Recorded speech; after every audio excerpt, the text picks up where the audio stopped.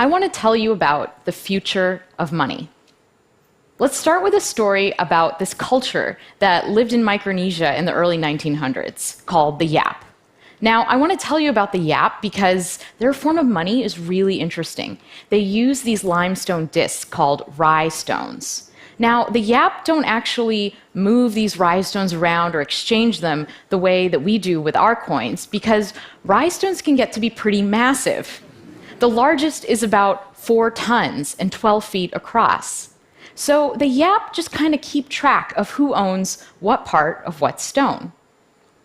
Now, there's a story about these sailors that were transporting a stone across the ocean when they ran into some trouble and the stone actually fell in.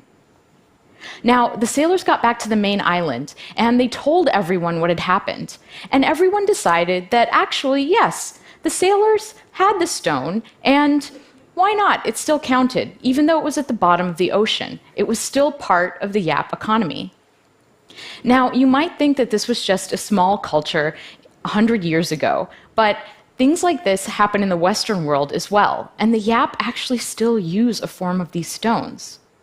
In 1932, the Bank of France asked the United States to convert their holdings from dollars into gold. But it was too inconvenient to actually think about shipping all of that gold over to Europe. So instead, someone went to where that gold is being stored, and they just labeled it as belonging to France now. And everyone agreed that France owned the gold. It's just like those rye stones. The point I want to make with these two examples is that there's nothing inherently valuable about a dollar or a stone or a coin. The only reason that these things have any value is because we've all decided that they should. And because we've decided that, they do. Money is about the exchanges and the transactions that we have with each other. Money isn't anything objective. It's about a collective story that we tell each other about value, a collective fiction. And that's a really powerful concept.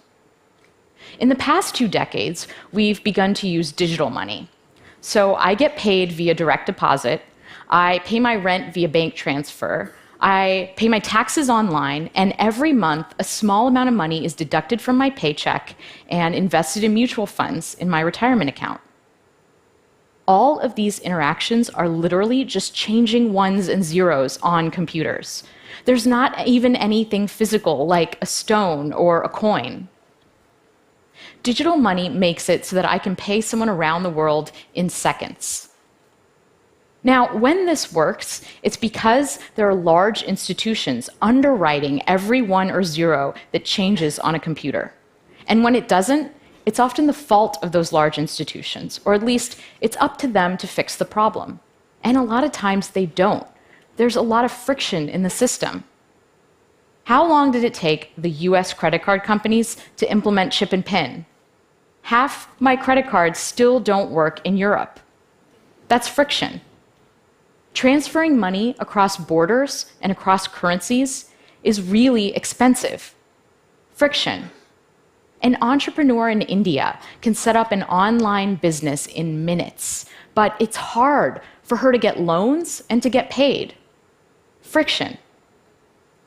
Our access to digital money and our ability to freely transact is being held captive by these gatekeepers. And there's a lot of impediments in the system slowing things down. That's because digital money isn't really mine, it's entries in databases that belong to my bank, my credit card company, or my investment firm. And these companies have the right to say no. If I'm a PayPal merchant and PayPal wrongly flags me for fraud, that's it. My account gets frozen and I can't get paid. These institutions are standing in the way of innovation. How many of you use Facebook Photos, Google Photos, Instagram? My photos are everywhere. They are on my phone, they're on my laptop, they're on my old phone, they're in Dropbox, they're on all these different websites and services. And most of these services don't work together. They don't interoperate. And as a result, my photo library is a mess. Now, the same thing happens when institutions control the money supply. A lot of these services don't interoperate, and as a result, this blocks what we can do with payment, and it makes transaction costs go up. So far, we've been through two phases of money. In an analog world, we had to deal with these physical objects, and money moved at a certain speed, the speed of humans. In a digital world, money can reach much farther and is much faster, but we're at the mercy of these gatekeeper institutions. Money only moves at the speed of banks. We're about to enter a new phase of money. The future of money is programmable.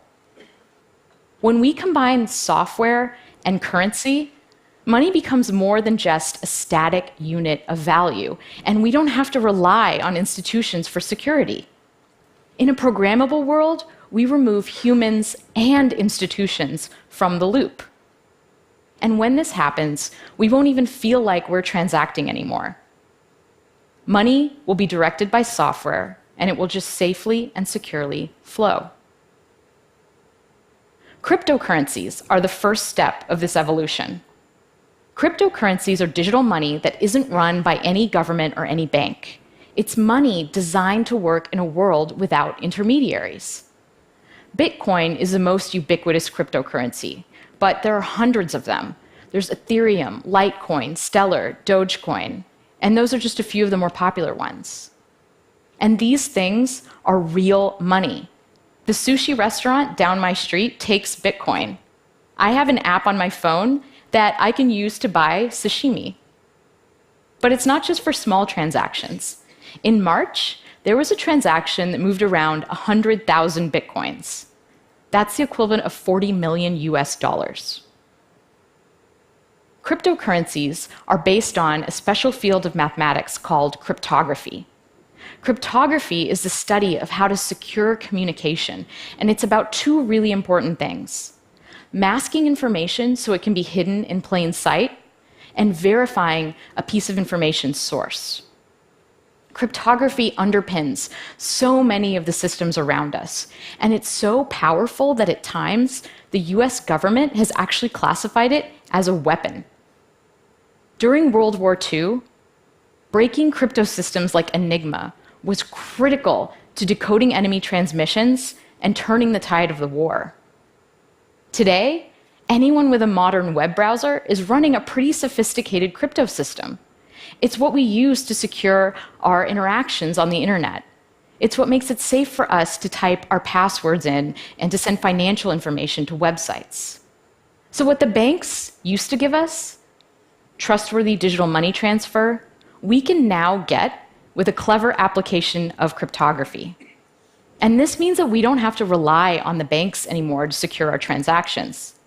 We can do it ourselves. Bitcoin is based on the very same idea that the YAP used, this collective global knowledge of transfers. In Bitcoin, I spend by transferring Bitcoin, and I get paid when someone transfers Bitcoin to me. Imagine that we had this magic paper. So the way that this paper works is I can give you a sheet of it, and if you write something on it, it'll magically appear on my piece as well. Now, let's say we just give everyone this paper, and everyone writes down the transfers that they're doing in the Bitcoin system. All of these transfers get copied around to everyone else's pieces of paper, and I can look at mine, and I'll have a list of all of the transfers that are happening in the entire Bitcoin economy. This is actually what's happening with the Bitcoin blockchain, which is a list of all of the transactions in Bitcoin, except it's not done through paper. It's done through computer code running on thousands of networked computers around the world. All of these computers are collectively confirming who owns what Bitcoin. So the Bitcoin blockchain is core to how Bitcoin works. But where do Bitcoins actually come from? Well, the code is designed to create new Bitcoin according to a schedule. And the way that it works is that to get those Bitcoin, I have to solve a puzzle. a random cryptographic puzzle. Imagine that we had 15 dice, and we were throwing these dice over and over again. Whenever the dice come up all sixes, we say that we win. This is very close to what these computers are all actually doing. They're trying over and over again to land on the right number. And when they do, we say that they've solved the puzzle. The computer that solves the puzzle publishes its solution to the rest of the network and collects its reward, new bitcoins. And in the act of solving this puzzle, these computers are actually helping to secure the Bitcoin blockchain and add to the list of transactions. Now, there are actually people all over the world running this software, and we call them Bitcoin miners. Anyone can become a Bitcoin miner. You can go download the software right now and run it on your computer and try to collect some Bitcoins. I can't say that I would recommend it because right now, the puzzle is so hard and the network is so powerful that if I tried to mine Bitcoin on my laptop, I probably wouldn't see any for about 2 million years. The miners, professional miners, use this special hardware that's designed to solve the puzzle really fast. Now, the Bitcoin network and all of this special hardware, there are estimates that the amount of energy it uses is equivalent to that of a small country. So the first set of cryptocurrencies are a little bit slow and a little bit cumbersome. But the next generation is going to be so much better and so much faster. Cryptocurrencies are the first step to a world with a global programmable money. And in a world with programmable money, I can pay anyone else securely without having to sign up or ask permission or do a conversion or worry about my money getting stuck. And I can send money around the world. This is a really amazing thing. It's this idea of permissionless innovation. The internet caused an explosion of innovation because it was built upon an open architecture. And just like the internet changed the way we communicate, programmable money is going to change the way we pay, allocate, and decide on value. So what kind of world does programmable money create? Well, imagine a world where I can rent out my healthcare data to a pharmaceutical company. They can run large-scale data analysis and provide me with a cryptographic proof that shows that they're only using my data in a way that we agreed, and they can pay me for what they find out. Instead of signing up for streaming services and getting a cable bill, what if my television analyzed my watching habits and recommended well-priced content that fit within my budget that I would enjoy? Imagine an internet without ads, because instead of paying with our attention when we view content, we just pay. Interestingly, things like micropayments are actually going to change the way security works in our world. Because once we're better able to allocate value, people will use their money and their energies for more constructive things. If it cost a fraction of a cent to send an email, would we still have spam? We're not at this world yet, but it's coming. Right now, it's like we're in a world that is seeing the first automobile. The first cryptocurrency, like the first car, is slow and hard to understand and hard to use. Digital money, like the horse and carriage, works pretty well, and the whole world economy is built on it. If you were the first person on your block to get a car with an internal combustion engine, your neighbors would probably think you were crazy. Why would you want this large, clunky machine that breaks down all the time, that lights on fire, and is still slower than a horse? But we all know how that story turns out.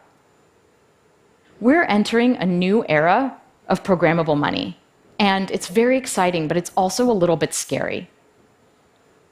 Cryptocurrencies can be used for legal transactions, just like cash is used for crime in the world today.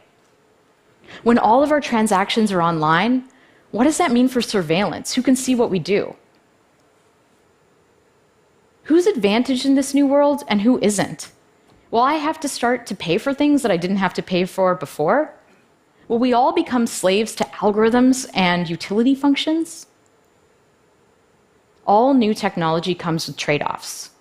The internet brought us a lot of ways to waste time, but it also greatly increased productivity. Mobile phones are annoying because they make me feel like I have to stay connected to work all the time, but they also help me stay connected to friends and family. The new sharing economy is going to eliminate some jobs, but it's also going to create new flexible forms of employment. With programmable money, we decouple the need for large, trusted institutions from the architecture of the network. And this pushes innovation in money out to the edges where it belongs. Programmable money democratizes money. And because of this, things are going to change and unfold in ways that we can't even predict. Thank you.